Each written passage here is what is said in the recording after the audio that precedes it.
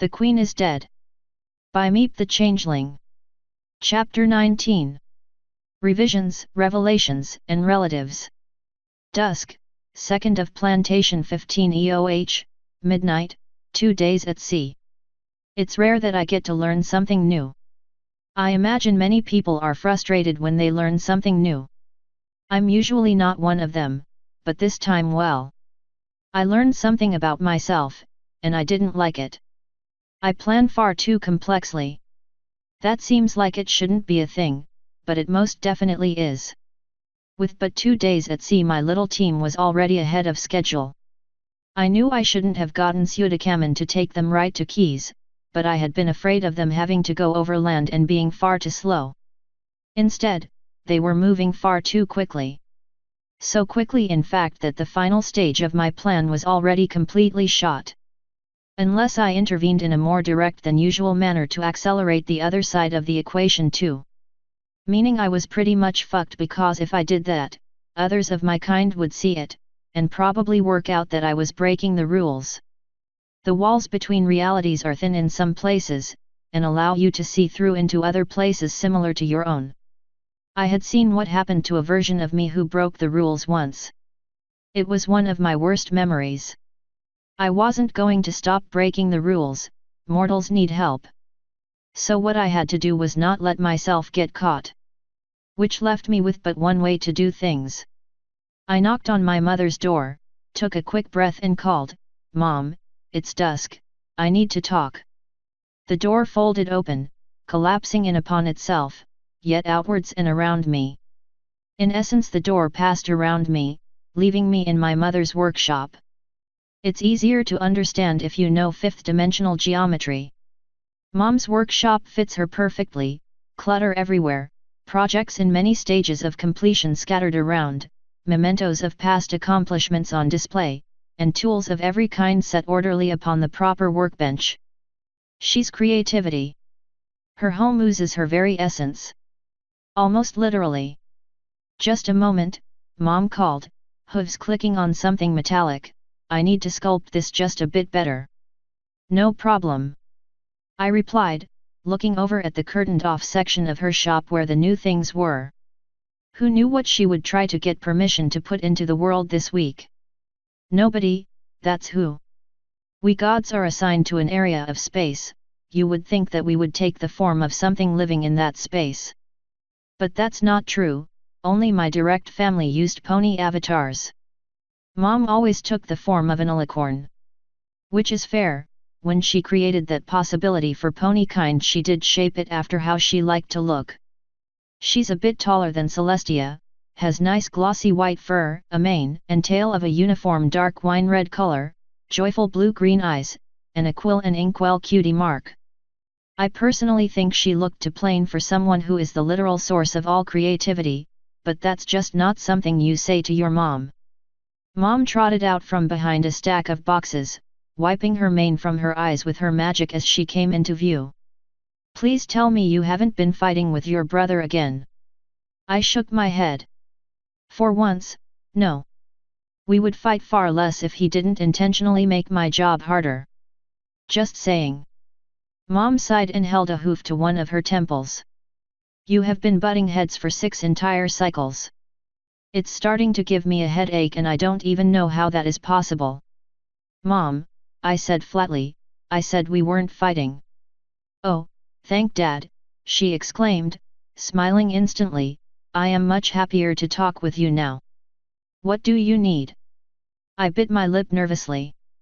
This was the only way I could get away with doing what I needed to do.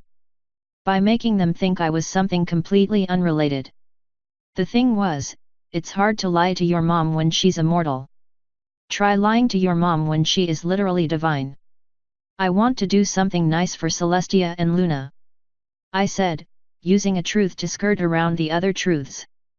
They do their best to keep their nation happy and safe, and deserve something special. I would like to make a deal with one or both of them, and we both know there is one thing they want. Mom frowned. "Sweetie, I can't undo world spells. We all agreed on their rules.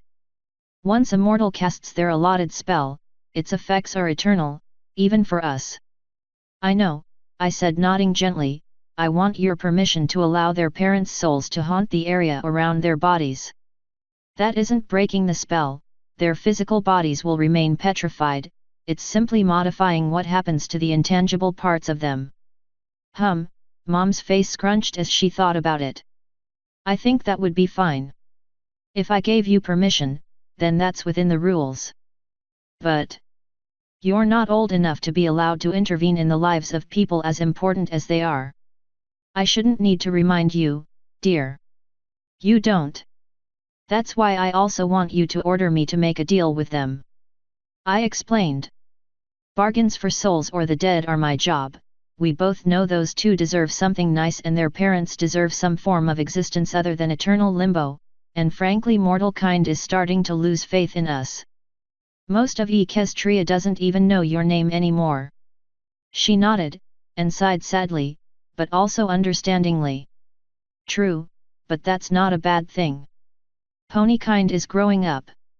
They can care for themselves now. We can simply do our jobs unseen and they will thrive. This was the moment which would either completely screw me and my plans over, or allow me to fix my mistake. I nodded slowly and put on my best sarcastic tone of voice. Oh yes. I remember when you said that about humans and they turned out so well. Before Mom could reply, I changed my appearance, putting on the form of a human male, 8 feet tall, transformed from the norm to the extreme for the express purpose of war. I added a set of bulky blood-splattered grey steel armor, and raised a plasma thrower to the sky, and shouted their species' old warcry, the witch shall fall before us. Mom blushed in embarrassment. Okay, so, they didn't turn out quite like I'd hoped, but one of their planets discovered magic after thousands of years of believing magic and gods were not real, and well, you know what happened. I said while returning to my normal white earth pony form. You think Ponykind would follow the same course? Mom asked with a concerned frown. They've had magic all along, though I suppose something similar could divide them. She loved her little ponies. Point out that our absence could lead to the madness which had ended humanity millions of years prior was mean, but it was all I could think of that might work. I do. I answered. Or at least, I'm afraid of it. So I want to kill 2 birds with 1 stone and be nice to 2 people who deserve it while reminding 2 important ponies that we exist. Come on, Celestia was 2 when your last church in Equestria closed. That was 3,000 years ago. Even she has never heard of us. Mom frowned, biting one corner of her lip and shuffling her hooves in nervous thought. After a few moments she nodded to herself, then looked me in the eyes. Promise me you're not trying to manipulate events to get your brother fired. I slapped a hoof to my face, mother bucking. I never even thought about trying that.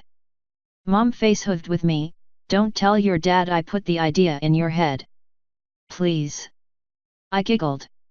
I won't. Also, I'm not manipulating Dawn. Mom sighed and gave me a nod. All right. Go ahead. Dusk, please broker a deal with Celestia and / or Luna to remind mortals of our existence. I leave the details up to you. This is an official request from a 4th-rank goddess. I gave Mom a thankful smile as her words burned through our reality, alerting everyone that I had been told to go make a deal. Now it was just something I was being ordered to do, a part of the daily work, nothing out of the ordinary. No one would think once about it. Thanks Mom, I'll be back soon.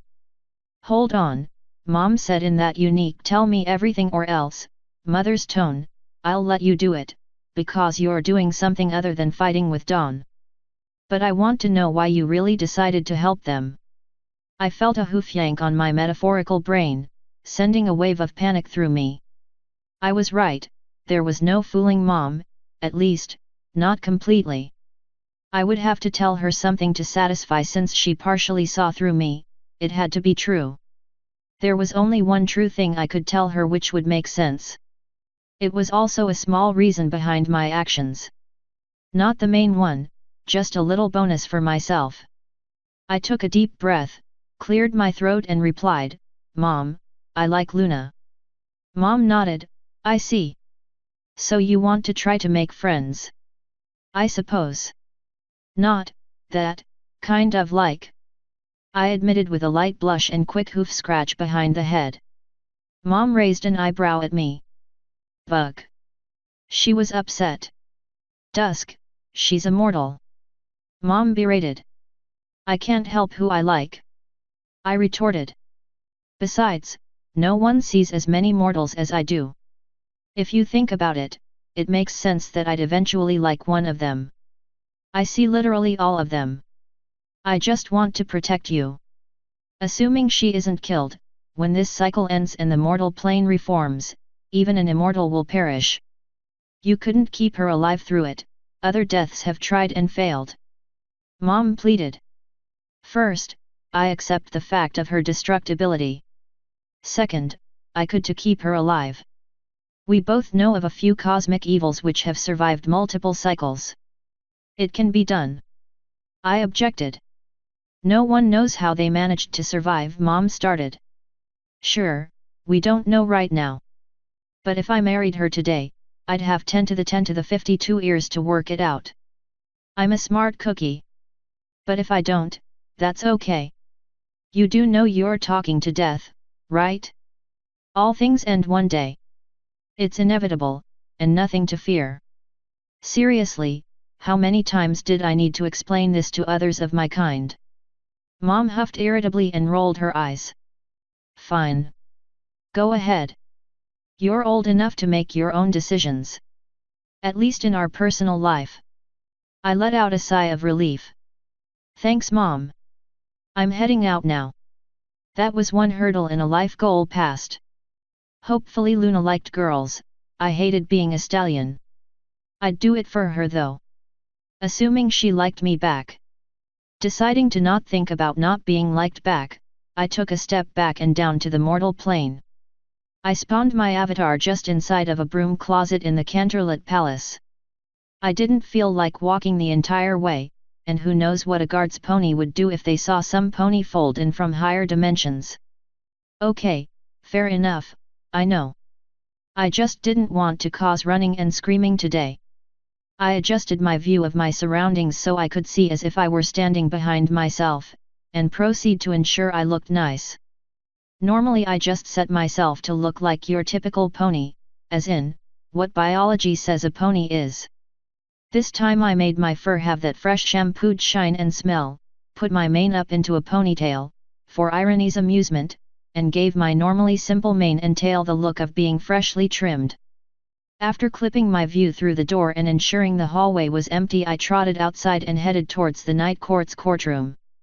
It wasn't a long walk, I'd put myself pretty close to where I wanted to be.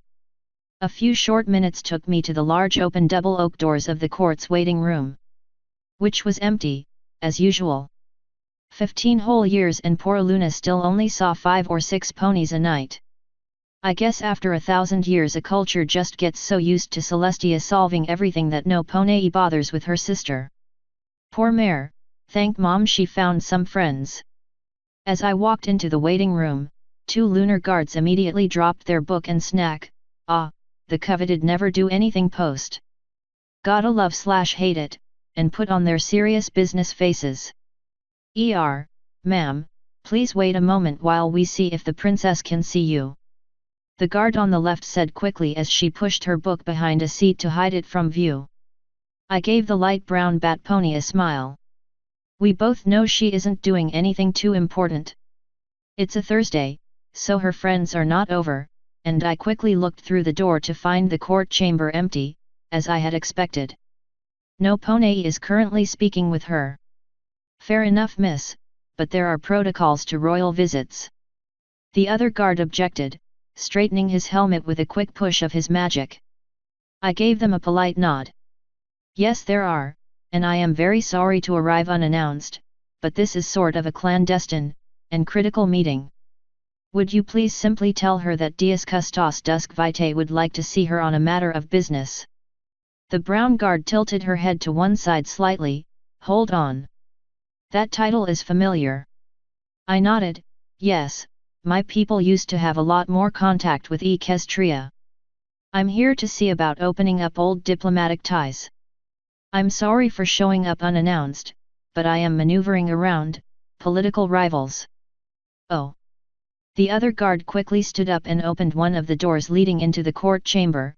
Sorry, I just assumed, local looking to meet the princess. Just a moment. As he left, the other guard stroked her chin with a hoof. I'm a history buff, she said suspiciously, and I can't think of any country which uses that title. It means guardian. If I were an equestrian, the equivalent rank would be something like a minor lord combined with a knight. I informed casually. Right, but I would like to know where you are from, exactly. Before my counterpart just lets you waltz into the lunar court.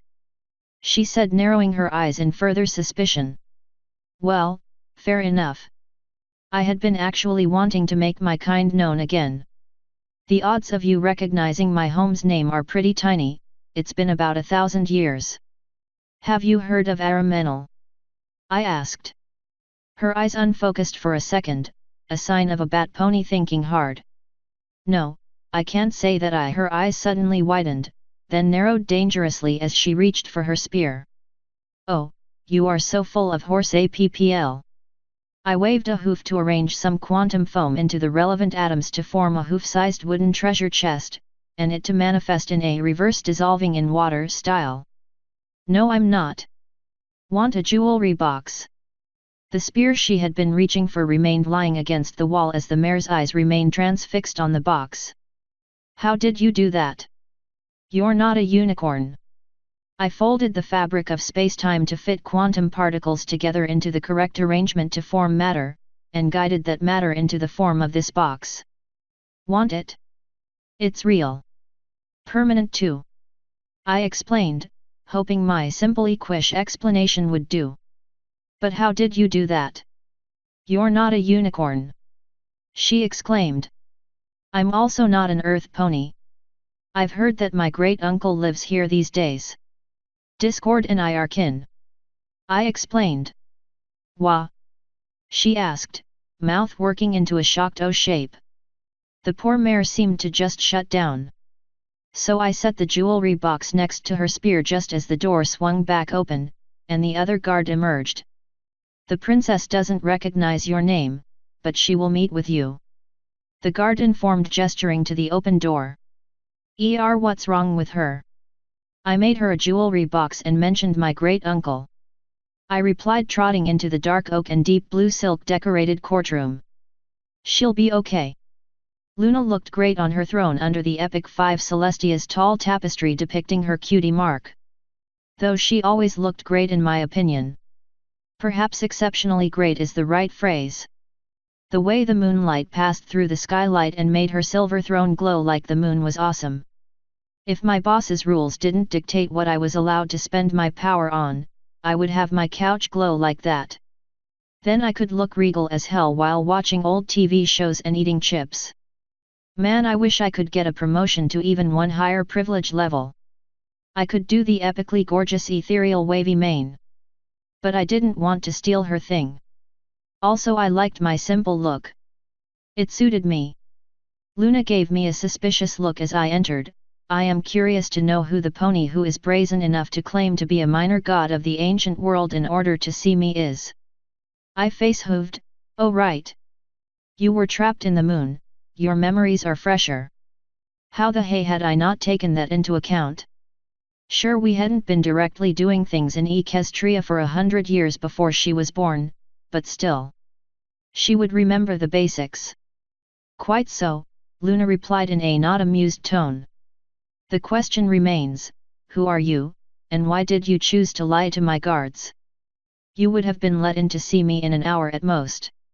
I didn't lie. I replied in as truthful a tone as I could manage, making sure to look into her eyes. I am Dias Custos Dusk Vitae, least of the Araminelli. You remember some of the old religion, do you remember my name? Luna shook her head. No, I do not. I do remember days when you would be imprisoned for blasphemy for claiming to be a goddess. Those laws are long gone, as is the ancient ways of our ancestors, but I am still gravely offended to be lied to. Who are you? My ears drooped sadly. No pony ever remembered my name. Everyone remembered Mom. Sheesh. I sighed sadly. I understand your skepticism, but I don't like making you upset. What would you accept as proof of my identity?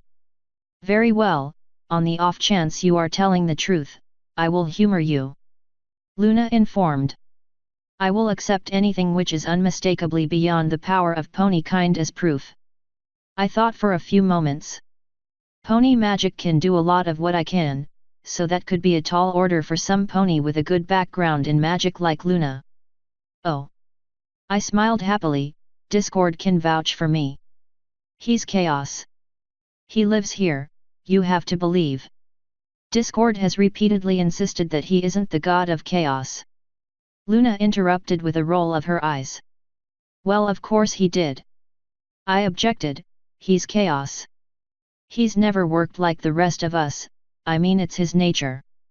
He is literally chaos. It would be orderly to define chaos as chaos. Luna smiled slightly. I had just quoted a bit of philosophy I had hoped she would recognize. Looks like she did. You certainly have more knowledge of the old religion than any pony else I know of, Luna said slowly, except for Twilight. I said with a grin, there's an idea. Just a moment. I turned my focus on locating Twilight, a simple matter, a licorn's souls burn brighter than anything else. She was in her castle in Ponyville, just finishing dinner with her cold friend. I frowned, She's finishing dinner, it would be rude to warp her here to vouch for me. Luna raised an eyebrow and with a warm glow from her horn fetched a quill and parchment. Who is she dining with? She asked. Her cold friend. I don't remember his name, he's orange, a Pegasus. Looks to be a guard type, or perhaps an athlete. They are eating honey friend oats. I answered. I loved it, Luna was so smart. Smarter than me in fact. I wouldn't have thought to use a letter to see if someone was actually seeing someplace else remotely. Luna scribbled a brief letter and teleported it. I watched Twilight receive the letter, read it, write her own and have Spike send it back. After a few minutes, the letter arrived in a flash of green fire. Luna caught it, and after reading it gave me an impressed nod. Well done. However, I am well aware that most unicorns with training in divination could do the same, and unlike most I still remember that with great effort any living creature can learn to cast spells. She shifted on her throne, moving to face me a little more. Twilight has agreed to allow you to teleport her, if you can. Luna added. Ah, so it was the old power test. Sweet.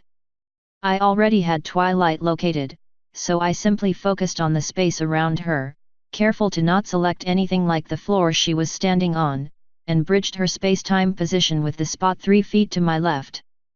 The lavender alicorn simply appeared, no sound, no flash, no fanfare. The universe simply moved her at my command. I'm sorry dear, but Twilight started to say, before looking around in surprise. I'm losing my touch. I didn't feel the magic from that at all. Twilight had appeared facing Luna, a minor error in my transportation. Whoever this pony you want me to identify is, she's really good with magic, or I was pretty distracted. Hello. I said, waving a hoof. Don't worry, I'll put you back soon. Twilight turned in my direction, and to my surprise, didn't have a surprised reaction at all to my not being a unicorn. You teleport me? She asked in that science time tone. No, not exactly. I explained quickly. I warped the geometry of space-time so you're geodesic. You opened a Nastine Rose main bridge. Twilight's eyes lit up as she clapped her hooves together excitedly. You have to teach me that spell. If an earth pony can learn it, it has to be simple and elegant enough to be done with basic sorcery, meaning I've been overcomplicating my own attempts this whole time. Twilight, Luna said gently, I need you to tell me if you can recognize this mare. You can discuss theoretical thaumaturgy later. Right. Sorry, Twilight exclaimed, blushing sheepishly. Clearing her throat, Twilight began to look me over carefully. I'm guessing that you're claiming to be some pony from the past. Can you tell me your age? I need to have at least an idea of the time period. I smiled softly. It would be fun to see some pony who would understand the significance of my age. You are looking for the classical era, before the year 1000. As for my actual age, in your years it's about. Let's see. 8 times 10 to the 10 to the 56 years, give or take a few billion. Twilight's left eye contracted to a pinprick while the right expanded to nearly fill her entire eye. That's not scientifically possible. She protested loudly. Yes it is. I replied, suppressing a giggle at her ear twitch of irritated scientist. You can't be 8 times older than the universe. She objected, pointing a hoof sharply at me. You can, if you don't actually live within this 3-dimensional section of space. Only the bottom 4 spatial dimensions are unstable. The rest of it persists between cycles. I explained. To be fair, your ancestors didn't know our ages either, they just assumed we were eternal. Twilight gave me a blank, baffled look. Great, she wasn't going to be any help. I could literally feel Twilight trying to compose a list of questions to ask me. There was only one thing to do, I had to put on my work uniform. Bucking great. Aunt Luck, please don't let this doom my chances at having any sort of relationship at all with Luna. I gave Luna a sad frown. I didn't want to do this, because I like you, and if I manifest as my traditional aspect, you will fear or hate me. I'm not a bad person, and I'm not here to hurt any pony, I'm actually trying to help, and also well. I'm lonely. I'd like some friends who will stick around till the end of this universe. Just. Please don't be afraid of me, alright? Why would I be afraid? Luna asked. I focused on manifesting as my true self. My avatar enveloped itself in a dark purple ball of crackling, fiery lightning as it liquefied while my real self replaced its location. The moonlight dimmed, as if the moon itself became less bright. The room's candles' flames withered and shrank to pinpricks of light. The air turned cold, flowing over me and congealing into my long, hooded black robe, as well as the swirling shadows which I could never banish from my side while presenting my true self, even though they were not a part of me. My skeletal hooves slid from within the robe sleeves as my form solidified. The barest hint of my head could be seen through the thick shadows beneath my cowl. A thick fog formed beneath me, wreathing the room in its wispy tendrils, from which my scythe rose to float at my side, blade held down as if to harvest wheat. Because I look bucking horrifying? I answered. Fortunately, I was able to block sound from leaving the room before the screaming started.